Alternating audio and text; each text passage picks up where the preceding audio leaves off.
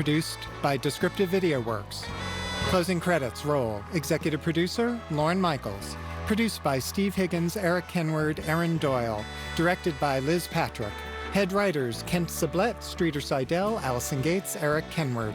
Producers, Tom Broker, Caroline Maroney. Talent producers, Kerry Powers, Rebecca Schwartz, Sheila Rogers. Written by Jack Bensinger.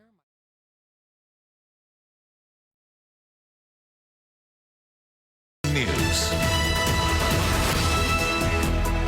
Right now at 11, a new lawsuit in the aftermath of the Eaton fire. SoCal Edison, already the target of an ongoing legal battle, now says others deserve to bear some of the responsibility as well.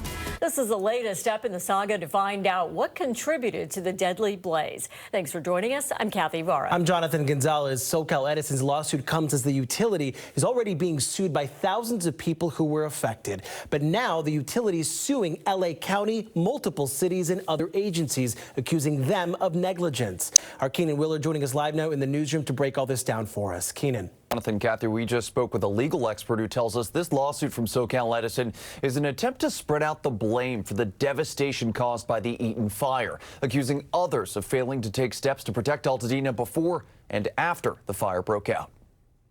More than a year has passed since the Eaton fire tore through Altadena, killing 19 people and destroying more than 9,000 homes and businesses. Today, people who live and work in the fire zone say they're still fighting to rebuild.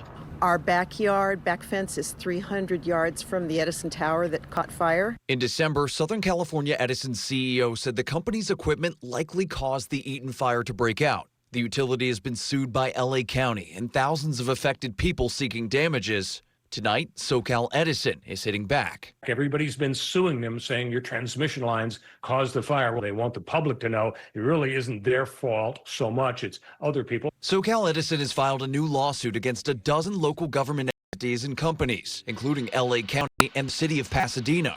In the lawsuit, Edison says they contributed to the damage caused by the Eaton fire, including by failure to issue timely evacuation alerts, lack of water, overgrown brush throughout publicly owned land, and failure to properly allocate resources to fire suppression. They're suing the gas company, saying you didn't turn off the gas and that caused fire. They're suing the LA County and the fire folks, saying you didn't evacuate properly, you ran out of water. In a statement, SoCal Edison tells us these actions are a standard legal process that allows the court to fully examine all potential contributing factors and responsible parties. Southern California Edison remains committed to the communities impacted by the January fires and to supporting their recovery. In Altadena today, Congresswoman Judy Chu echoed concerns about damage that was done during the fire because of a lack of proper warnings. 19 people lost their lives, and we know that at least 18 of them were losses of life due to a less than adequate evacuation notice system. Those who survived the Eaton fire saying they'll keep pushing for accountability. We are still displaced. We are still fighting with insurance. We're just doing our best right now to fight our way through. Now, NBC4 reached out to all 12 of the government entities and utility companies named in the Edison lawsuit for a response. LA County told us the county doesn't comment on pending litigation. We're still waiting to hear back from everyone else. From the newsroom, Keenan Willard, NBC4 News. Keenan, thank you. Tonight we're hearing from the eldest daughter whose father shot and killed her mother and one of her sisters in Lakewood. 48-year-old Roxana Rodriguez and her 17-year-old daughter Sienna Alfaro were found shot to death in two separate bedrooms Thursday morning. Desiree Alvarez told deputies her father then tried to shoot her several times but missed and then shot and killed himself in front of her.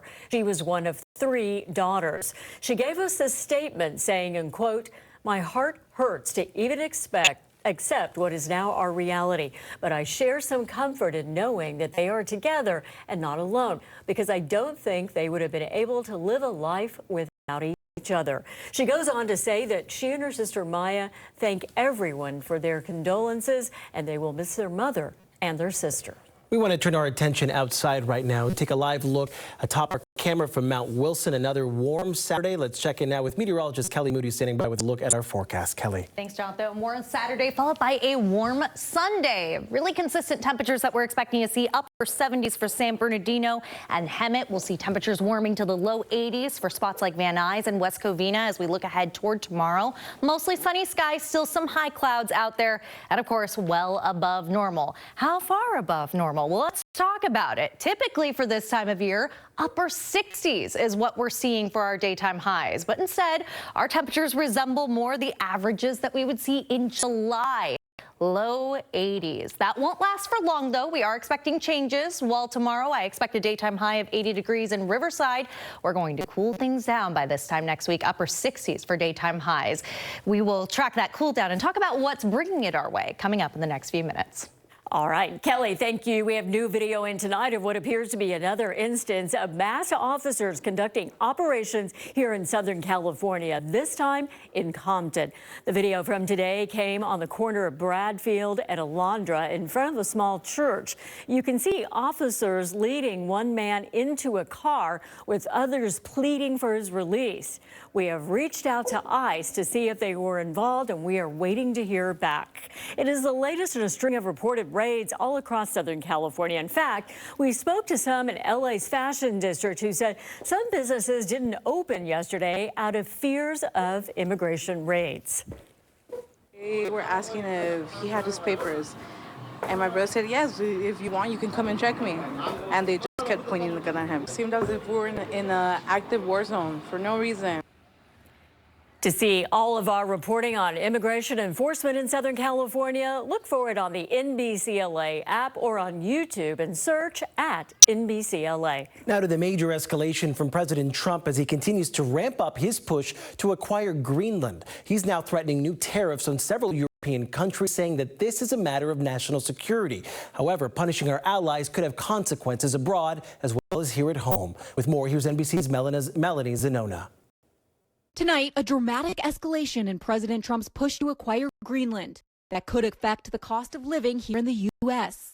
The president announcing plans to use tariffs to punish some of our NATO allies, saying in a Truth Social post that starting February 1st, he'll impose a 10% tariff on all goods from Denmark and 7 other countries until Greenland is sold to the United States. The tariff will then increase to 25% on June 1st if no deal is reached.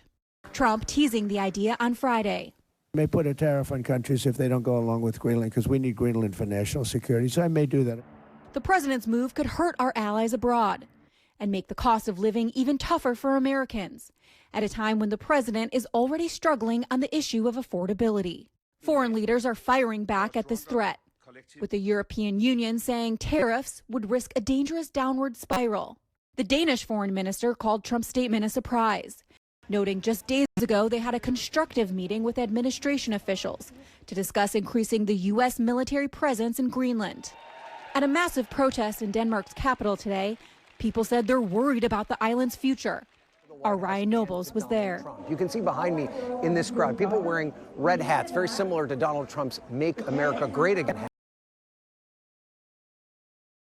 But they have a very different message. Some say in English, make America go away. Others are in Greenland's native language with, if you translate it into English, a message saying enough is enough. Trump's tariff announcement comes as a bipartisan congressional delegation has been in Copenhagen to try to reassure our allies. Greenland needs to be viewed as our ally, not as an asset. And I think that's what you're hearing with this delegation. If the president pursues purchasing Greenland, the price would be exorbitant. 3 people familiar with the matter say it could cost as much as $700 billion. Greenlanders and Denmark, though, say the island is not for sale. And tomorrow's Meet the Press will break down this and other major issues making headlines. Moderator Kristen Welker will have key guests to talk about the economy, the presence of ICE in Minneapolis, and much more. That starts at 8 a.m. right after Today in LA.